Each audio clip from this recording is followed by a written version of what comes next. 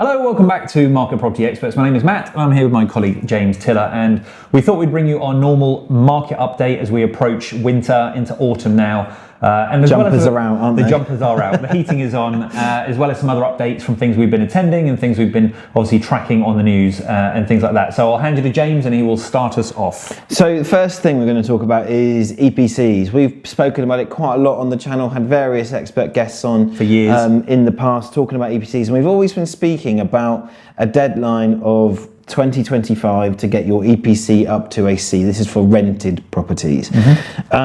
It was announced a couple of weeks ago during the Conservative Party conference that they will be not requiring landlords to get their properties up to C by that date at this stage.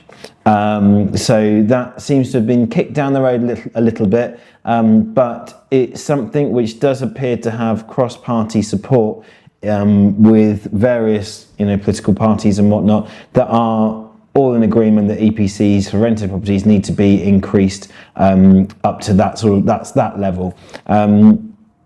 I think that energy and net zero and carbon emissions, all that kind of stuff it's not going to go away forever. No. I think that's the thing is, I think what the government have probably recognised is that it's a lot to happen in a fairly short space of time when there's already a squeeze on incomes and affordability, not just for tenants but also for landlords. So I think, and the other reason they've said is because they feel that the resources required to get the properties up to these standards are probably going to be in short supply and currently at higher prices as well. Things like heat pumps and stuff like that, there's very few people that are actually qualified to install them, so they can provide some fantastic EPC ratings and savings, but the reality of getting them installed is much more difficult than just saying the practicalities of it. So I think that one for now you can kind of maybe have a short reprieve, and but I would always keep one eye on this if there is a party change. Well, energy improvements are a good thing, right? So anything that you can do to improve the energy performance of your property is a good thing, and ultimately will benefit further down the line as well, whether that is for future tenancies or whether that's when maybe you may come to sell the property. Having an energy efficient property is going to be worth something to people now, particularly in a time where people are very conscious and much more aware of what EPCs are and what they mean. So it may not be there for now, like we say, Matt said, it's a bit of a reprieve on the deadline, but it's still something that should be in people's thoughts, because at some point it will become things will change with that. Some form will change.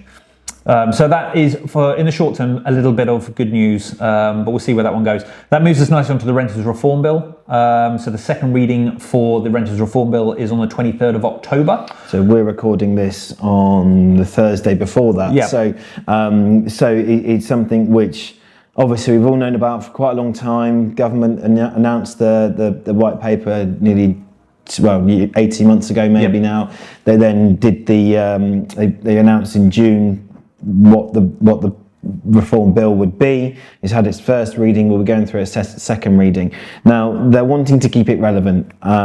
We still don't know when this is going to be implemented. We don't know what's going to happen. As I said, it's still going through Parliament as we speak, but they're trying to keep it relevant, I think. Whether this will reach the end of the term of government, obviously we're due a general election by January 2025, we don't know. So, but they're keeping it relevant. It's the King's speech on the 7th of November, and it would seem that some people in the Conservative Party are maybe trying to hold back on this one a little bit, whereas they want to be seen that it is something that's definitely at the front. Well, there's been a lot of lobbying from within the industry, so I think what they are trying to get across is the realities of these policies that are going to be put in place, and actually, as we've seen before when policies have come in, they can sometimes be hurting the people that you're trying to help, most noticeably tenants, and rent increases and things like that. By bringing in lots of more regulation, expensive regulation,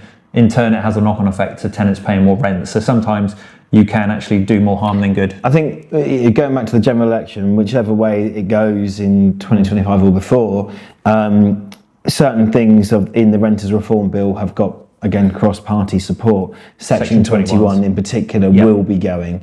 We don't know when, we don't know how, we don't know what it will be replaced with exactly, but that will not be around for much longer.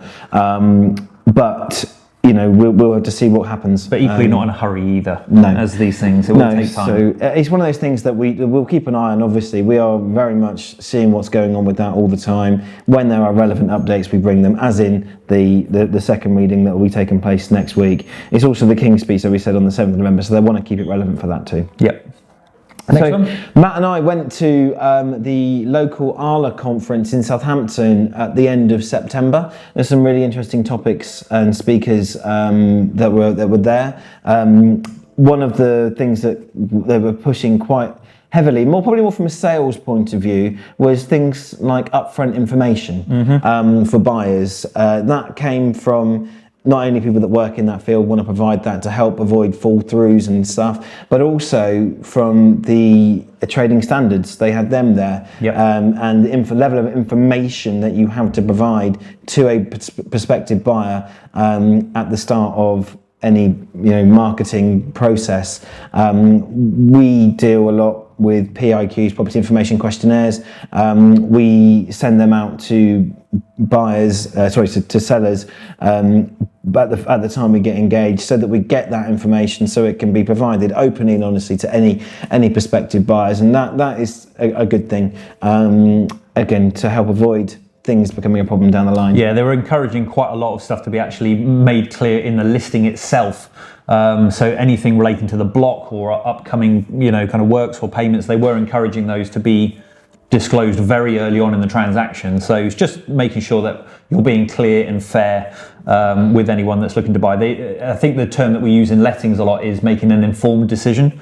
So when they're looking at that property online, they want to be making an informed decision before they come to view it. Yeah. Of any costs associated with buying that property. But yeah, so there was some interesting stuff that came out of that. We also had the talk from a guy from the Office of National Statistics, I think it was, and he was explaining how they interpret data from agents, from the private landlords, from HMRC, all sorts of things, to how they calculate what they think the level of rent increases are across a particular year or period. And because of the way that they collect their data, it would often appear to be a lot less than what it would be from various other sources, such as the agency portals like Rightmove and Zoopla, who are looking at data in an immediate point of view, immediate time.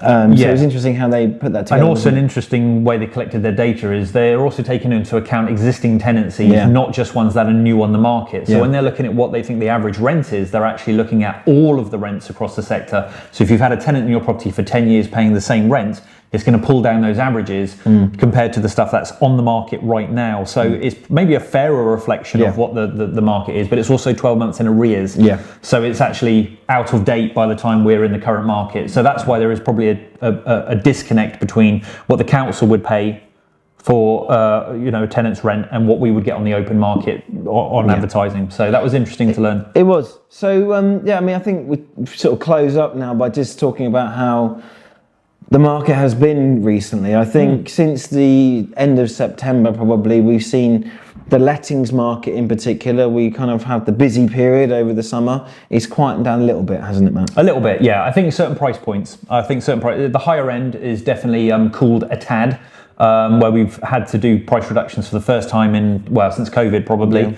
Yeah. But with very small adjustments on price, they've then let very quickly. So there is still a really good current of demand there. But I think now what we're finding is rather than just putting your price out and getting it, you might have to readjust that quickly by small increments to get a tenant in fast. So it's not a bad thing. I don't think of it as a bad thing if you have to reduce your price. The prices have been very high for very long. But what we might find is if there is a cooling as we head towards winter, very small adjustments can basically still get you a good selection of tenants. I think I remember about this time last year we had a similar time. Yeah. But then it randomly picked up again in November. So who knows? It's week by week. We that's the thing. It's about adjusting to what goes on at what particular time. Exactly. And we are coming towards the winter months now. But there's never a bad time. There's always somebody that might need to move at some particular point. Yeah, so lettings will be fine. It always is. Sales continues to be very price sensitive. So we are having to monitor prices very closely. And if we get it right, or if we tweak the prices slightly, we're finding buyers. So I think it is just With sales, you've got to be a little bit, kind of maybe considering your marketing strategy more often. Don't let it sit for 2-3 months at the same price. I think you do need to make those adjustments. We'll do the best we can to make sure you're getting featured listings, premium listings, good photos, videos, all the bits that we can control. What we can't control is what people are prepared to pay. So it's just kind of, having one eye on that and being sensible. Well, thank you very much for watching. It's been Matt and James again talking to you about the local property market in Bournemouth and Poole and our observations generally, things that will be affecting legislation and whatnot coming up forward. But thank you very much for watching indeed. We'll be in touch very soon with another video. So we'll see you later. See you soon. Take care. Bye-bye.